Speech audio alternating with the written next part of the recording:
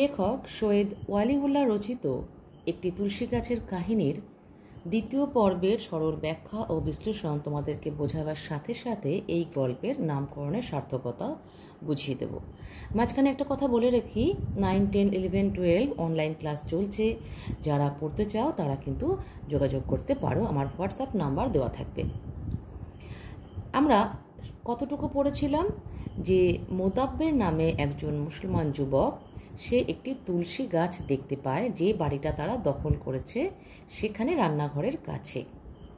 সেই গাছটা মোদাব্বের তুলে ফেলতে বলে, উপড়ে ফেলতে বলে বাকি সকল সদস্যদের। কিন্তু বাকি সবাই এই ঘটনার আকস্মিকতায় হতভম্ব হয়ে পড়ে। তারপর কি আছে, যে বাড়ি এত শূন্য মনে হয়েছিল, ছাদে যাওয়া সিঁড়ির দেওয়ালে কাঁচা হাতে লেখা কটা নাম থাকা সত্ত্বেও যে বাড়িটা এমন বেওয়ারিশ ঠেকেছিল, সে বাড়ির চেহারা যেন হঠাৎ বদলে গেছে। আচমকা ধরা পড়ে গিয়ে শুষ্ক প্রায় মৃতপ্রায় নগণ্য তুলসী গাছটি হঠাৎ সে বাড়ির অন্দরের কথা প্রকাশ করেছে যেন। তাহলে সেই বাড়িটাতে কোনো মানুষজন নেই, তাদের কোনো চিহ্ন নেই, অথচ বাড়িটা যেন এখন হঠাৎ করে জীবন্ত হয়ে উঠল।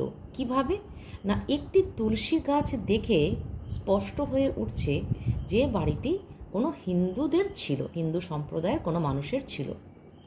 এমনকি এই বাড়িটা দিয়ে যখন ছাদে যাওয়ার সিঁড়িতে তারা দেখেছে যে কাঁচা হাতে লেখা, মানে ছোট ছোট কোনো বাচ্চাদের হাতে লেখা এমন কিছু নাম, তবুও তাদের কিন্তু বাড়িটা কীরকম বেওয়ারিশই ঠেকেছিল, সেগুলোকে তারা গুরুত্ব দেয়নি। একটা তুলসী গাছ দেখে তাদের সেই বাড়ির চেহারা যেন হঠাৎ করে বদলে যায়। একটা মৃতপ্রায় নগণ্য একটা তুলসী গাছ, কেন মৃতপ্রায় না, অনেক দিন গাছটিতে জল দেওয়া হয়নি, তাই শুকিয়ে গেছে, প্রায় মড়ো মড়ো অবস্থা। সেই তুলসী গাছটা দেখা মাত্রই যেন ওই ছোট্ট তুলসী গাছটাই যেন বাড়ির সমস্ত কথা বলে দিচ্ছে বাড়িটা সম্পর্কে। এদের অহেতুক স্তব্ধতা লক্ষ্য করে মোদাব্বের আবার হুঙ্কার ছাড়ে, ভাবছ কি অত, উপড়ে ফেলো বলছি। অর্থাৎ মোদাব্বের কিছুতেই মেনে নিতে পারছে না এই তুলসী গাছটিকে। সেটা হিন্দু সম্প্রদায়ের একজন বাড়ি, কিন্তু সেই বাড়িটাতে তাদের থাকতে কোনো অসুবিধে নেই, কিন্তু তুলসী গাছটা তারা কিছুতেই, মানে তারা বলতে মোদাব্বের মেনে নিতে পারছে না। কেউ নড়ে না, হিন্দু রীতিনীতি এদের তেমন ভালো করে জানা নাই, তবু কোথাও শুনেছে যে হিন্দু বাড়িতে প্রতিদিনান্তে গৃহকর্ত্রী তুলসী গাছের তলে সন্ধ্যা প্রদীপ জ্বালায়, গলায় আঁচল দিয়ে প্রণাম করে। আজ যে তুলসী গাছের তলে ঘাস গজিয়ে উঠেছে, সে পরিত্যক্ত তুলসী গাছের তলেও প্রতি সন্ধ্যায় কেউ প্রদীপ দিত। আকাশে সন্ধ্যা তারা বলিষ্ঠ একাকিত্বে উজ্জ্বল হয়ে উঠত। তখন ঘনায়মান ছায়ার মধ্যে আনত সিঁদুরের নীরব রক্তাক্ত স্পর্শে একটি শান্ত শীতল প্রদীপ জ্বলে উঠত প্রতিদিন। ঘরে দুর্দিনের ঝড় এসেছে, হয়তো কারোর জীবন প্রদীপ নিভে গেছে, আবার হাসি আনন্দের ফোয়ারাও ছুটেছে সুখ সময়, কিন্তু এ প্রদীপ দেওয়া অনুষ্ঠান একদিনের জন্যেও বন্ধ থাকে নাই। মোদাব্বের যতই বলুক না কেন ওটা উপড়ে ফেলার কথা, কিন্তু কেউই কিন্তু নড়তে পারছে না। কেউই সেই গণ্ডি, কোথায় যেন একটা নিঃশব্দ গণ্ডি বা অদৃশ্য গণ্ডি, যেটা পেরিয়ে তারা সেই গাছটাকে উপড়ে ফেলতে পারছে না। এক সময় তো অবিভক্ত ভারতবর্ষ ছিল, এপার বাংলা ওপার বাংলা বলে কিছু ছিল না, একটাই দেশ ছিল। তখন তো হিন্দু মুসলমান সম্প্রদায়ের মানুষরা পাশাপাশি বাস করেছে, একে অপরকে ভ্রাতৃত্ব জ্ঞান করেছে, কিন্তু হঠাৎ করে কেমন যেন শত্রু হয়ে উঠল একে অপরের প্রতি। তবুও যেহেতু তাদের হিন্দু ধর্মের রীতিনীতি ভালো করে জানা নেই, কিন্তু তারা পরস্পর প্রতিবেশী ছিল, তবু জানা ছিল না। কিন্তু এটুকু তারা শুনেছে যে হিন্দু বাড়ির যে গৃহকর্ত্রী, মানে গিন্নি, সে কিন্তু প্রতি দিনান্তে, মানে দিনের যখন অন্ত হতো, অর্থাৎ সন্ধে হতো, তখন গলায় আঁচল দিয়ে সন্ধ্যা প্রদীপ জ্বালাতো সেই তুলসী তলায়। আর তখন সন্ধ্যা তারা বলিষ্ঠ একাকিত্বে উজ্জ্বল হয়ে উঠত, সেই প্রদীপের সেই আলোটা যেন সন্ধ্যা তারার মতো উজ্জ্বল হয়ে উঠত। তখন এই ঘনায়মান ছায়ার মধ্যে আনত সিঁদুরের নিরূপ রক্তাক্ত স্পর্শে, এটাকে কি বলছে, মানে সেই গৃহকর্ত্রীর কপালে একটা সিঁদুরের ফোঁটা থাকতো, রক্তের মতো রাঙানো, এবং সেটি খুব শান্ত শীতল একটা স্পর্শ অনুভব করত যখন সে মাথা ঠেকিয়ে সেই মঞ্চে তুলসী মঞ্চে প্রণাম করত আর প্রদীপ জ্বলে উঠত প্রতিদিন। কিন্তু কি হলো না, এই যে দেশ ভাগ হলো, ফলে ঘরে দুর্দিন এলো, ঝড় এলো, হয়তো বা কারো জীবন প্রদীপ নিভে গেছে। ওই হিন্দু পরিবারের, ওই বাড়িটির যে পরিবার ছিল তাদের মধ্যে হয়তো কেউ মারা গেছে এই দাঙ্গা হাঙ্গামায়। হাসি আনন্দের ফোয়ারার সুখ সুখ স্বাচ্ছন্দ্য সবই ছিল, হাসি আনন্দও ছিল। কিন্তু এই যে প্রদীপ দেওয়ার মতো একটা নিত্য নৈমিত্তিক এক আচার বা রীতিনীতি, সেটা কিন্তু কখনোই বন্ধ হয়নি বলে তাদের মনে হলো। যে গৃহকর্ত্রী বছরের পর বছর এ তুলসী গাছের তলে প্রদীপ দিয়েছে, সে আজ কোথায়? মতিন একসময় রেলওয়েতে কাজ করত। এই যে মতিন ব্যক্তি, এ খুব ভাবুক, কল্পনাপ্রবণ। আমরা গল্পের শুরুতেই দেখেছি সে কি ভাবছে, সেটাই এখন ব্যাখ্যা করব। কিন্তু মতিন রেলওয়েতে চাকরি করত।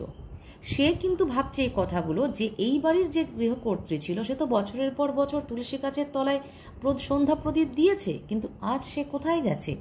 ঠিক এই মুসলমান সম্প্রদায়ের যুবকগুলো যেমন গৃহহীন, শরণার্থী, উদ্বাস্তু, তেমনি এই বাড়িটি ছেড়ে যারা পলাতক, যারা পালিয়ে গেছে অন্য জায়গায় বা এপার বাংলায়, তারাও তো খুব দুর্দিনে পড়েছে। সেটাই বলছে মতিন। ভাবছে, অকারণে তার চোখের সামনে বিভিন্ন রেলওয়ে পট্টির ছবি ভেসে ওঠে। ভাবে হয়তো আসানসোল, বৈদ্যবাটি, লিলুয়া বা হাওড়ার রেলওয়ে পট্টিতে সে মহিলা কোনো আত্মীয়ের ঘরে আশ্রয় নিয়েছে। যেহেতু মতিন রেলওয়েতে চাকরি করত, তাই তার মনের মধ্যে এই রেলওয়ে সম্পর্কিত ব্যাপারটাই ফুটে উঠছে যে হয়তো এই বাড়ির যে হিন্দু পলাতক গৃহকর্ত্রী, সে হয়তো এই সমস্ত জায়গায় কোনো রেলওয়ে পট্টিতেই আশ্রয় নিয়েছে কোনো আত্মীয়ের ঘরে। বিশাল ইয়ার্ডের পাশে রোদে শুকোতে থাকা লাল কাপড়ের একটি মসৃণ কালো শাড়ি সে যেন দেখতে পায়। হয়তো সে শাড়িটি গৃহকর্ত্রীরই। এটা মতিনের কল্পনা যে হতে তো পারে সেও তো গৃহহীন, হয়তো কোনো আত্মীয়ের বাড়িতে আশ্রয় নিয়ে এরকম শাড়ি শুকোতে দিয়েছে রেলের ইয়ার্ডের পাশে। কেমন বিষণ্ণভাবে সে শাড়িটি দোলে স্বপ্ন হাওয়ায়। অথবা মহিলাটি কোনো চলতি ট্রেনের জানলার পাশে যেন বসে, তার দৃষ্টি বাইরের দিকে। সে দৃষ্টি খোঁজে কিছু দূরে দিগন্তের ওপারে।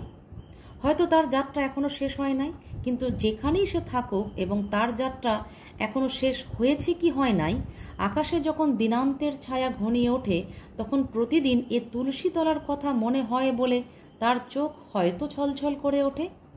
মতিন কত কল্পনাপ্রবণ যে সে সেই সমব্যথী হয়ে উঠছে সেই হিন্দু পরিবারটির প্রতি বা সেই গৃহকর্ত্রীর প্রতি।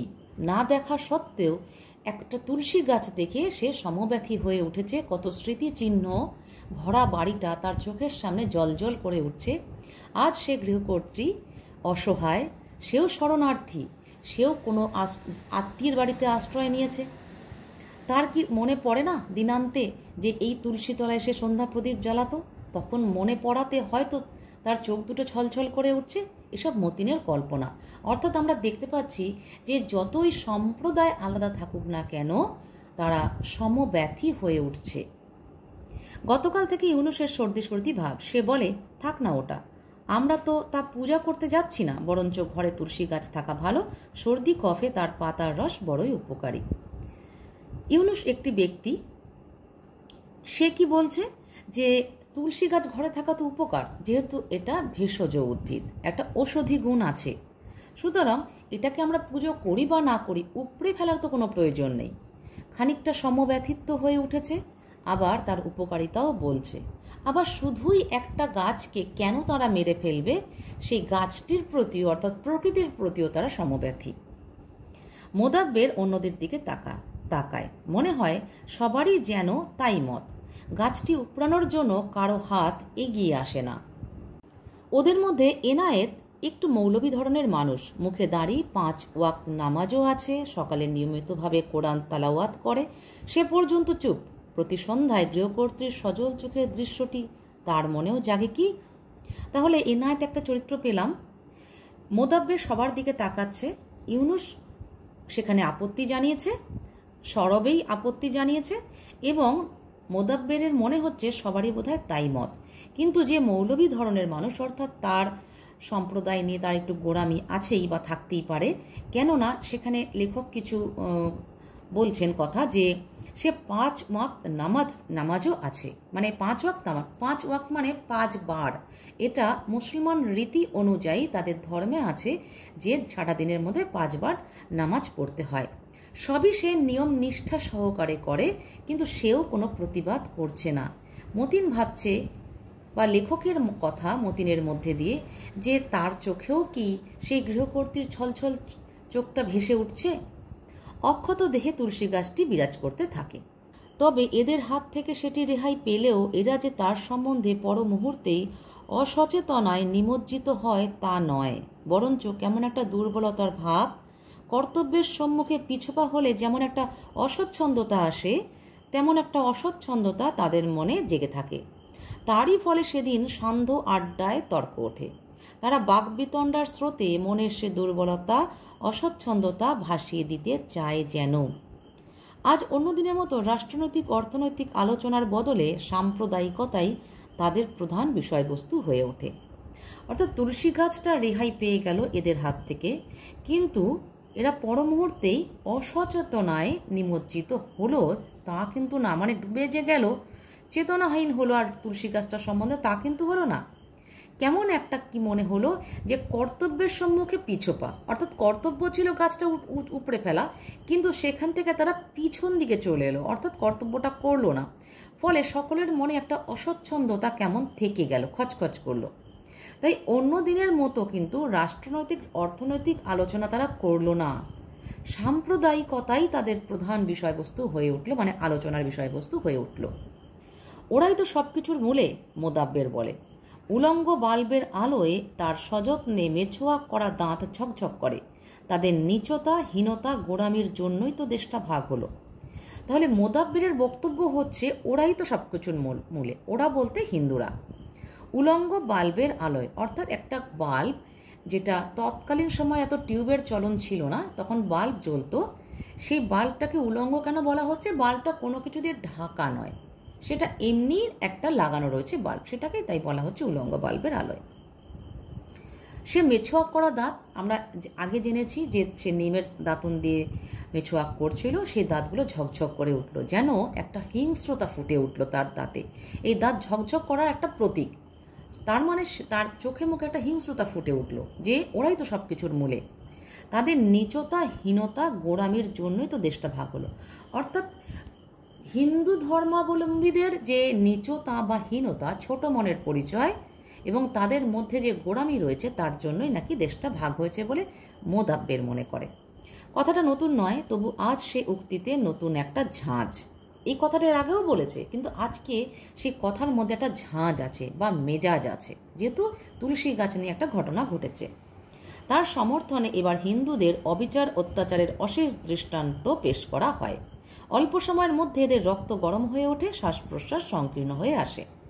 যেহেতু মোদাব্বের একটা কথা তোলে এবং তাকে সমর্থন করে হিন্দুদের যে অবিচার অত্যাচার হিন্দুরা করেছে তার কিছু উদাহরণ সবাই মিলেই পেশ করছে, এবং যেহেতু এটা একটা উত্তেজনামূলক ঘটনা, তার ফলে তাদের রক্তটাও উত্তেজিত হয়ে ওঠে, রক্ত গরম হয়ে ওঠে, শ্বাস প্রশ্বাস ঘন ঘন হয়।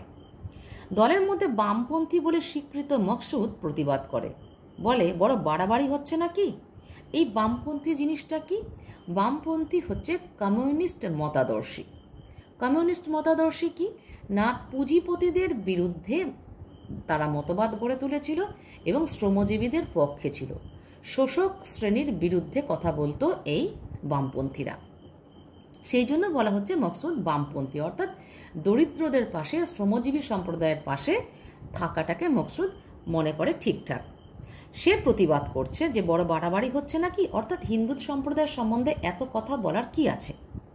মোদাব্বেরের ঝকঝকে দাঁত ঝিলিক দিয়ে ওঠে। বাড়াবাড়ি মানে?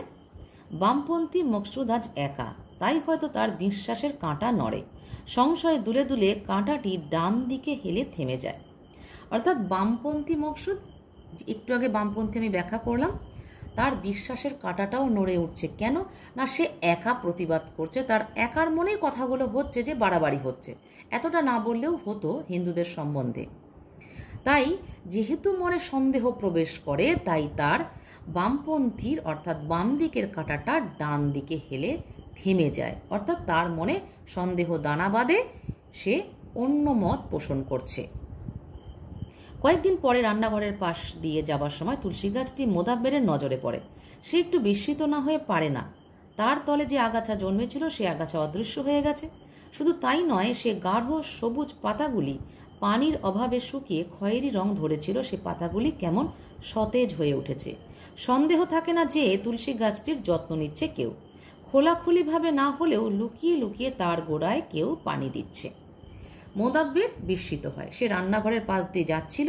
তুলসী গাছটাকে এত সতেজ, এত সবুজ দেখে এবং আগাছা মুক্ত দেখে তার মনে আর সন্দেহের অবকাশ থাকে না যে তুলসী গাছটাকে ওদের দলের মধ্যেই কেউ না কেউ যত্ন করছে। এই যত্নটা একটা প্রতীকী, কেননা এটা মানবতার ধর্ম পালন করছে। যে একটা গাছই তো, সেটা হিন্দু মুসলমানের কোনো সম্প্রদায়ের হতে পারে না। একটা গাছ প্রকৃতির বরদান, সেটা ঔষধি গুণ সম্পন্ন আরও প্রকৃতির বরদান। সুতরাং এই গাছটিকে রক্ষা করা মানবতার ধর্ম, তাই মানবিকতার খাতিরে গাছটার কেউ যত্ন নিচ্ছে।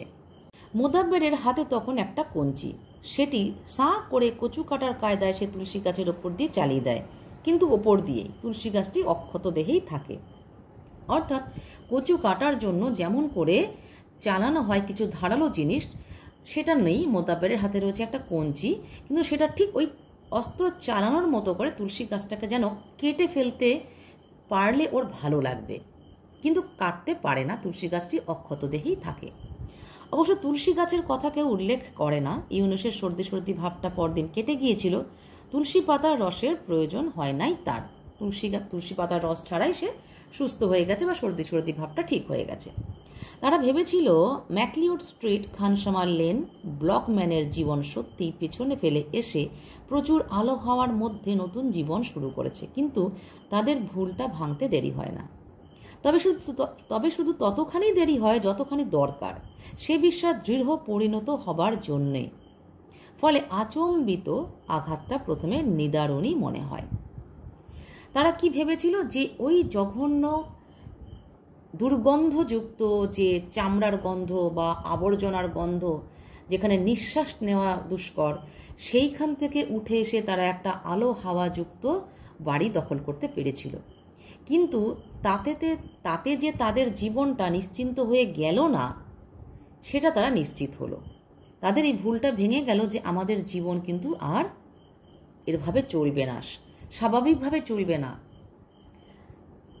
তবে শুধু ততখানি দেরি হয় যতখানি দরকার, সে বিশ্বাস দৃঢ় পরিণত হবার জন্য।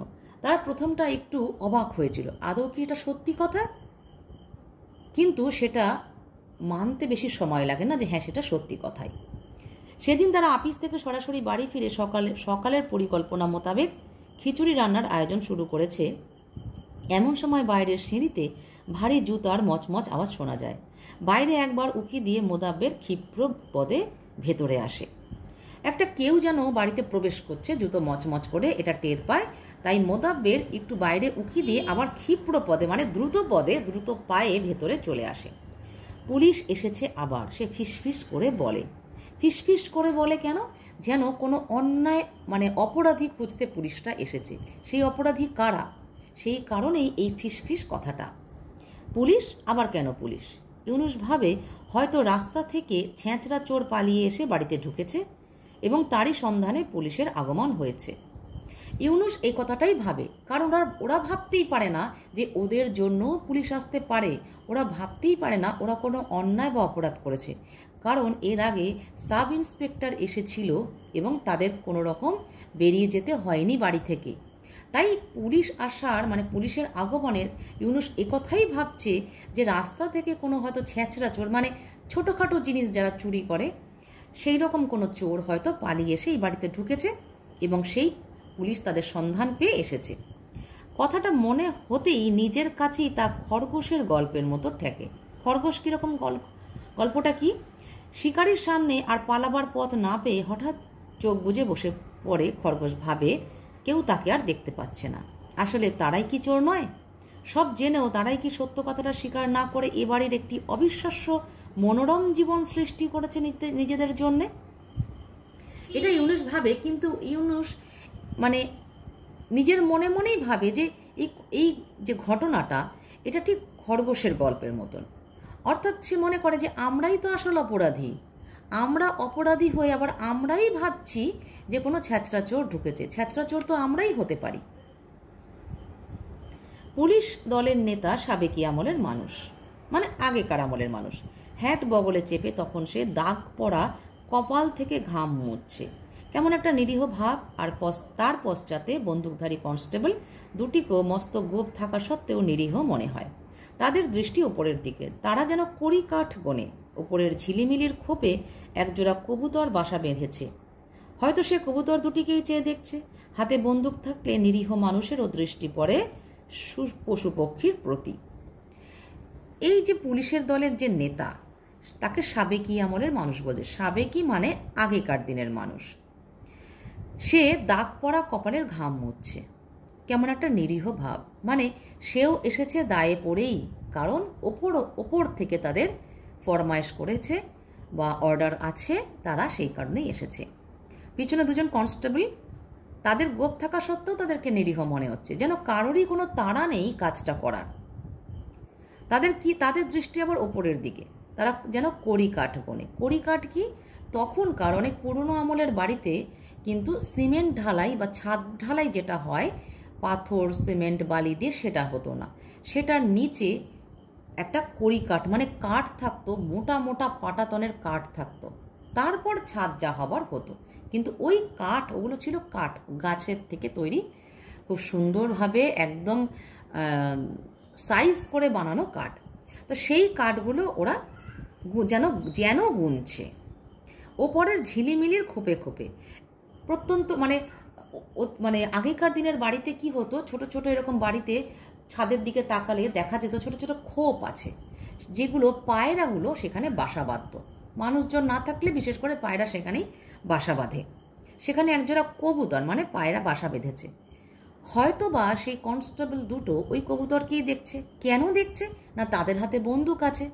কেননা বন্দুক থাকলে একটা পশু পাখির দিকে যেন একটা নজর পড়ে, নিরীহ মানুষেরও। অর্থাৎ এখানে বলা হচ্ছে যেন এই যে মুসলমান সম্প্রদায়ের মানুষগুলো, তারাও তো নিরীহ, তারা তো কারোর ক্ষতি করেনি, তারাও উদ্বাস্ত শরণার্থী হয়ে সেই বাড়িতে আশ্রয় নিয়েছে।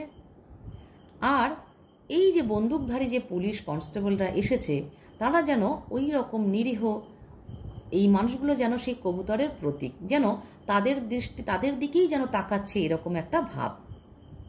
সবিনয়ে মতিন প্রশ্ন করে, কাকে দরকার? আপনাদের সবাইকে। পুলিশদের নেতা একটু ক্ষণক্ষণে গলায় ঝট করে উত্তর দেয়, আপনারা বেআইনিভাবে এ বাড়িটা কবজা করেছেন। এইবার কিন্তু পুলিশের নেতা ফর্মে এসে গেছে।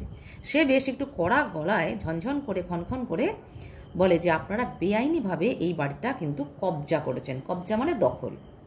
কথাটা না মেনে উপায় নেই, ওরা প্রতিবাদ না করে সরল চোখে সামান্য কৌতূহল জাগিয়ে পুলিশের নেতার দিকে চেয়ে আছে। 24 ঘন্টার মধ্যে বাড়ি ছাড়তে হবে, সরকারের হুকুম। এই কথা পুলিশের নেতা জানিয়ে দিল যে 24 ঘন্টার মধ্যে বাড়ি ছাড়তে হবে। খুব কম সময়ে তাদেরকে দেওয়া হয়েছে। এরা নীরবে মুখ চাওয়াচাই করে। অবশেষে মোদাব্বের গলা সাফ করে প্রশ্ন করে, কেন, বাড়িওয়ালা নালিশ করেছে নাকি? মোদাব্বের একটু হোমরা চোমরা গোছের, সেই কিন্তু একটু কথাবার্তা বলতে পারে, তাই সেই কিন্তু সবেতেই কথা বলছে। তার বক্তব্য, এই বাড়ি ছেড়ে যারা পলাতক, যারা পালিয়ে গেছে, তারা কি নালিশ করেছে? অ্যাকাউন্টস আপিসের মোটা বদরুদ্দিন গলা বাড়িয়ে কনস্টেবল দুটির পিছনে একবার তাকিয়ে দেখে বাড়িওয়ালার সন্ধানে। সেখানে কেউ নেই, তবে রাস্তায় কিছু লোক জড়ো হয়েছে। অন্যের অপমান দেখার নেশা বড় নেশা। এই যে আমরা বদরুদ্দিনের কথা আমরা আগে পড়েছি, সে কনস্টেবলের পেছনে বাড়িওয়ালার সন্ধান করছে। বাড়িওয়ালাই কি এসেছে বাড়িটা আবার ছাড়িয়ে নিতে? কিন্তু সেখানে কেউ নেই, কিন্তু রাস্তায় কিছু লোক জড়ো হয়েছে। এবং অন্যের অপমান দেখার নেশা বড় নেশা, এটা চিরকাল যুগে যুগে এটা মানুষ করেই চলে। কোনো জায়গায় মারামারি হলো, কোনো ঝগড়া হলো, বিশেষ করে কোনো পরিবারের মধ্যে ঝগড়া হলে বেশ উকি মেরে দেখতে মানুষ পছন্দ করে। তো ঠিক সেই রকমই যখন কেউ অপমানিত হয়, বিশেষ করে এরা বাড়িটা দখল করে নিশ্চিন্তে পরমানন্দে বাস করছিল। কিন্তু যারা জায়গা পায়নি, তারা এখন মজা পাচ্ছে বা খুব মজা নিচ্ছে তারা। কোথায় বাড়িওয়ালা? না হেসেই গলায় হাসি তোলে পুলিশ দলের নেতা। এদের একজনও হেসে ওঠে, একটা আশার সঞ্চার হয় যেন। তবে গভর্নমেন্ট বাড়িটা রিকুইজিশন করেছে। এই যে পুলিশের নেতাই বলছে যে কোথায় বাড়িওয়ালা, এদের একজনও হেসে ওঠে, মানে পুলিশ দলের একজনও হেসে ওঠে। কেমন যেন মনে একটা হালকা আবহাওয়া ছড়িয়ে যায়, ফলে মনে হয় যেন একটু ক্ষীণ আশা যেন জেগে উঠল, বাড়িটা ছাড়তে নাও হতে পারে। কারণ বাড়িওয়ালা তো আর বাড়ি চাইতে আসেনি, বাড়িওয়ালা তো আর নালিশ করেনি। কিন্তু পুলিশের নেতা কি বলল? গভর্নমেন্ট বাড়িটা রিকুইজিশন করেছে, অর্থাৎ সরকার বাড়িটাকে অধিগ্রহণ করেছে, এখন এই বাড়িতে থাকার অধিকার আর কারণ নেই। এবার আর হাসি জাগে না। বস্তুত অনেকক্ষণ যেন কারো মুখে কথা সরে না। তারপর মকসুদ গলা বাড়ায়। এবার মকসুদ কথা বলছে, আমরা কি গভর্নমেন্টের লোক নই? অর্থাৎ আমরা কি সরকারের বাইরে? তার কথা বলার এটাই মানে যে সরকার, আমরা তো সরকারেরই লোক, তাহলে আমরা আলাদা কোথায়? সরকার অধিগ্রহণ যখন করছে আমরা সরকারের লোক, অর্থাৎ আমরাও থাকতে পারি। একটু ক্ষীণ চেষ্টা যেন মকসুদ করছে। এবার কনস্টেবল দুটির দৃষ্টিও কবুতর কড়িকাঠ ছেড়ে মকসুদের প্রতি নিক্ষিপ্ত হয়। তাদের দৃষ্টিতে সামান্য বিস্ময়ের ভাব। মানুষের নির্বুদ্ধিতায় এখনও তারা চমকিত হয়। আসলে লেখকের কথায় মানুষ চিরকালই যেন নির্বোধ, নির্বোধই ছিল, নির্বোধ আছে, নির্বোধ থাকবে। কিন্তু তবুও যেন মানুষের নির্বুদ্ধিতায় এখনও যেন চমকে চমকে ওঠে। সেই কনস্টেবলরা ভাবছে, এ কি কথা বলে, আমরা কি গভর্নমেন্টের লোক নই? এটা কোনো কথা হলো? এটা ভেবে তাদের দৃষ্টিতেও বিস্ময় যে এরকম কথা কেউ বলতে পারে, এরকম বোকা কেউ আছে? সবাই জানে তোমরা বাড়িটা দখল করেছ। তারপর প্রকাণ্ড সে বাড়িতে অপর্যাপ্ত আলো বাতাস থাকলেও একটা গভীর ছায়া নেমে আসে। অর্থাৎ সবার মনে দুঃখ, এটা সেই ছায়াটা হচ্ছে সেই দুঃখের প্রতীক। প্রথমে অবশ্য তাদের মাথায় খুন চড়ে, প্রথমে প্রত্যেকে রেগে যায়, কি করে এত সুন্দরভাবে তারা থাকছে, তারা যে দখল করেছে বাড়িটা তারা ভুলেই গেছে। নানা রকম বিদ্রোহী ঘোষণা শোনা যায়, তারা যাবে না কোথাও, ঘরের খুঁটি ধরে পড়ে থাকবে, যাবে তো লাশ হয়ে যাবে। তবে মাথা শীতল হতে দেরি হয় না, তখন গভীর ছায়া নেমে আসে সর্বত্র। কোথায় যাবে তারা? অর্থাৎ প্রথমে যখন কোনো মানুষ কোনো প্রতিবাদ শোনে তখন একটু রাগ হয়, ধীরে ধীরে ধীরে ধীরে নিজের মনে মনেই নিজেই নিজেকে শান্ত করতে শেখে। এটা সব ক্ষেত্রেই তাই, প্রিয়জনের বিয়োগ ব্যথাতেও তাই হয়। মানুষ প্রাথমিক অবস্থায় অত্যন্ত দুর্বল হয়ে পড়ে, ব্যথিত হয়ে পড়ে, ধীরে ধীরে ধীরে ধীরে সময়ের সাথে সাথে সেই ঘাতে প্রলেপ পড়ে বা মলম লাগানো হয় এবং আস্তে আস্তে শোকটা স্তিমিত হয়। ঠিক সেই রকমই ওদেরও ধীরে ধীরে ধীরে ধীরে রাগের পাড়াটা কমতে থাকে। শেষে গভীর দুঃখ ওদের মনে জাগে, তারা ভাবে কোথায় যাবে তারা।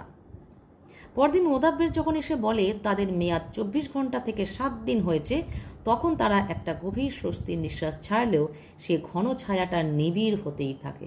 হ্যাঁ, 24 ঘন্টার মধ্যে ছাড়তে হবে না বটে, 7 দিন টাইম দেওয়া হয়েছে, কিন্তু ছাড়তে তো আলটিমেটলি হবেই।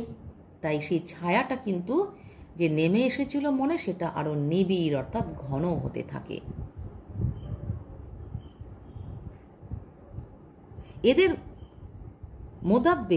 মোদাব্বের পুলিশের সাব ইন্সপেক্টরের দ্বিতীয় স্ত্রীর সঙ্গে তার আত্মীয়তার কথা বলে না, তবু না বলা কথাটা সবাই মেনে নেয়।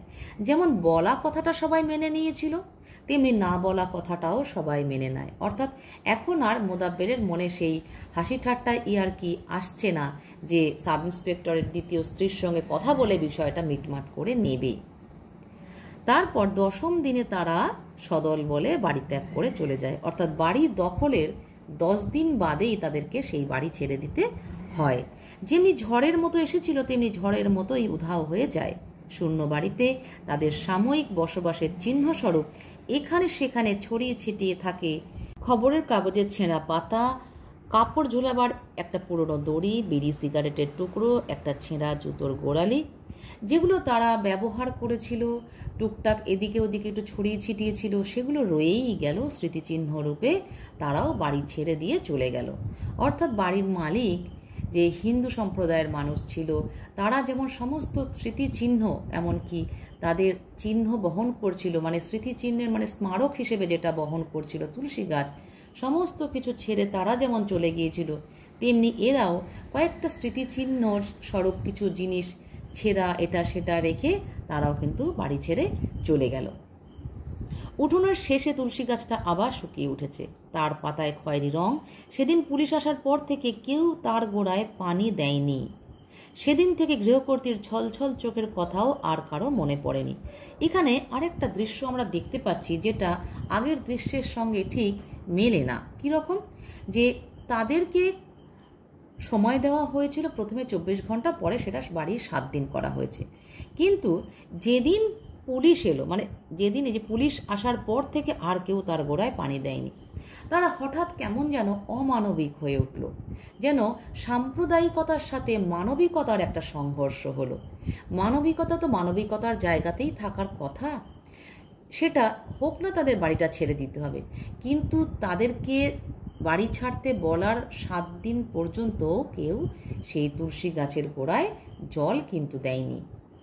যদিও এই গল্পটা কোনো সম্প্রদায়কে তুলে ধরেননি, যে কোনো সম্প্রদায়কে অনেক উঁচুতে স্থান দেননি লেখক, না কোনো মুসলমান সম্প্রদায়কে, মানে মুসলমান সম্প্রদায়কেও এখানে উঁচুতে স্থান দেওয়া হয়নি, যে তারা তুলসী গাছটাকে বাঁচিয়েছিল মানবতার ধর্মে। আর তেমনি হিন্দু সম্প্রদায়, যেই হিন্দু সম্প্রদায়ের পরিবারের কারোর সাথেই এদের কোনো যোগাযোগ হয়নি, শুধুমাত্র তাদের স্মৃতি বহন করেছে সেই তুলসী গাছটা। তাই তাদের সঙ্গে তাদের কোনো রকম সাম্প্রদায়িক কিন্তু বিরোধ ছিল না। তাদের বাড়িতে তারা থেকেছে, সেই তুলসী গাছে জল দিয়েছে। অর্থাৎ এই গল্পটা লেখক এক মানবিকতার প্রকৃষ্ট উদাহরণস্বরূপ তিনি রচনা করেছেন, যে মানুষ মানবিক হলেই এটা করতে পারে। যদিও তাদের মধ্যে কেউ কেউ একটু প্রতিবাদ করে, তারপর সেটা কিন্তু টেকে না। বাকি সবার সমর্থনে সেই বিরোধিতা কিন্তু কোথায় হারিয়ে যায়। তাই তারা মানবিক হয়ে উঠেছিল। কিন্তু এখানে গল্পের শেষে দেখা যায় যে এখানে সাম্প্রদায়িকতার আর মানবিকতার যেন একটা সংঘর্ষ হলো, যেটা হওয়া বাঞ্ছনীয় ছিল না। কেন পড়েনি সে কথা তুলসী গাছের জানবার কথা নয়, মানুষেরই জানবার কথা। কোনটা মনে পড়েনি? না, সেদিন থেকে গৃহকর্ত্রীর ছলছল চোখের কথাও আর কারো মনে পড়েনি। যে মতিন ভেবেছিল সেই হিন্দু সম্প্রদায়ের যে সেই কর্ত্রী প্রতিদিন দিনান্তে সে সন্ধ্যা প্রদীপ জ্বালাতো সেই তুলসী মঞ্চে, সেই তার ছলছল চোখটা মতিনের মনে পড়েছিল। অবাক ব্যাপার, যেদিন তাদের বাড়িটা ছাড়তে বলা হলো, সেই বাড়িটা তো তাদের নয়। যাদের নিজের বাড়ি তারা সেই বাড়ি ছেড়ে পালিয়ে গেছে 2 দিনের মধ্যে, কিন্তু যাদের বাড়ি নয় তারা সেই বাড়িতে আশ্রয় নেওয়ার পরেও হঠাৎ কেমন অমানবিক হয়ে উঠল। এখানে সেটাই লেখক বোঝাতে চেয়েছেন, যে তারা তাদেরকে উঠতে বলার সাথে সাথে তার তুলসী গাছে জল দেওয়া বন্ধ করে দিল। এবং সেই গৃহকর্ত্রীর ছলছল চোখটাও আর মনে পড়ল না, যে তার কেমন মনে হবে যে সেই তুলসী গাছটা তবুও তার অজান্তেই তুলসী গাছটা জল পাচ্ছিল, কিন্তু আবার তার অজান্তেই সেই তুলসী গাছটা কেমন একটা অমানবিকতার একটা উদাহরণস্বরূপ হয়ে রইল। তাই বলছে যে কেন পড়েনি সে কথা তুলসী গাছের জানবার কথা নয়। তুলসী গাছের জানবার কথা নয় এই কারণে, সেটা একটা গাছ। সে জানে না যে কেন কেউ জল দেয়নি, মানুষেরই জানবার কথা। মানুষ বলতে প্রত্যেকেরই কথা বলা হচ্ছে, যে কোনো সম্প্রদায়ের কথাই বলা হচ্ছে। যারা জল দিল না তাদেরই তো জানবার কথা, যে কেন তাদের সেই গৃহকর্ত্রীর ছলছল চোখটা মনে পড়ল না। তুলসী গাছের এটা জানবার কথা নয়। সে জল দিলে বেঁচে থাকবে, জল না পেলে সে মারা যাবে। তাই তার এটা ভাববার বিষয় না বা জানবার কথাও নয় যে কেন তাদের মনে পড়েনি সেই গৃহকর্ত্রীর ছলছল চোখের কথা। এটা ছিল গল্পের সরল ব্যাখ্যা ও বিশ্লেষণ।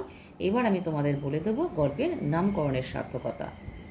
মানব চেতনা সম্পন্ন বিশিষ্ট লেখক সৈয়দ ওয়ালিউল্লাহ রচিত একটি তুলসী গাছের কাহিনী গল্পের নামকরণের সার্থকতা অনেক গভীরে প্রথিত রয়েছে। আলোচ্য গল্পের নামকরণে গল্পের মূল বিষয়, প্রেক্ষাপট এবং লেখকের সমাজের প্রতি বার্তা স্পষ্টভাবে প্রকাশ পেয়েছে।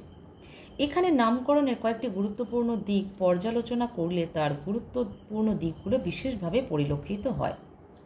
তুলসী গাছ হিন্দু ধর্মে পবিত্র এবং শ্রদ্ধার প্রতীক।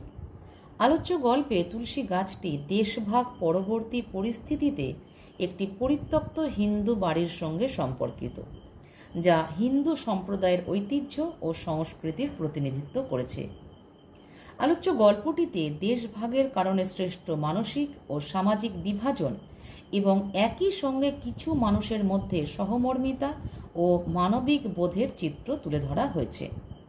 আলোচ্য তুলসী গাছটি এখানে জাতিভেদ, সাম্প্রদায়িক দ্বন্দ্ব ও মিলনের প্রতীক হিসেবে কাজ করেছে।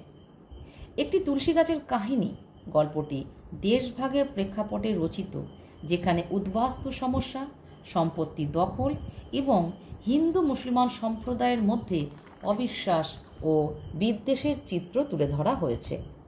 তুলসী গাছটি এখানে সেই বাস্তবতার একটি গুরুত্বপূর্ণ অংশ। আলোচ্য গল্পের লেখক সৈয়দ ওয়ালিউল্লাহ যদিও কোনো মূল চরিত্রের অবতারণা করেননি, তবুও গল্পের নিরিখে মতিনকে মূল চরিত্র ধরে নেওয়া যায়। তাহলে দেখা যায় যে তুলসী গাছটির প্রতি সহানুভূতিশীল এবং তার মাধ্যমে মানবিকতা ও সহানুভূতির বার্তা প্রকাশিত হয়েছে। লেখক একটি তুলসী গাছের কাহিনী গল্পটির নামকরণের মধ্যে দিয়ে গল্পের মূল বার্তাটি পরিষ্কার করেছেন যে ধর্মের ভিত্তিতে মানুষকে বিচার না করে পারস্পরিক সহমর্মিতা ও শ্রদ্ধার মাধ্যমে সমাজে তথা দেশে শান্তি ও সম্প্রীতি ফিরিয়ে আনা এবং তা বজায় রাখা সম্ভব। সুতরাং এই নামকরণ গল্পের বিষয়বস্তু, প্রেক্ষাপট এবং লেখকের বার্তা সব কিছুকে ধারণ করে এবং গল্পের গভীরতা ও তাৎপর্যতাকে আরও স্পষ্ট করে তোলে। যদি ভালো লাগে অবশ্যই একটা লাইক, প্রয়োজনে কমেন্ট এবং শেয়ার করতেও ভুলো না।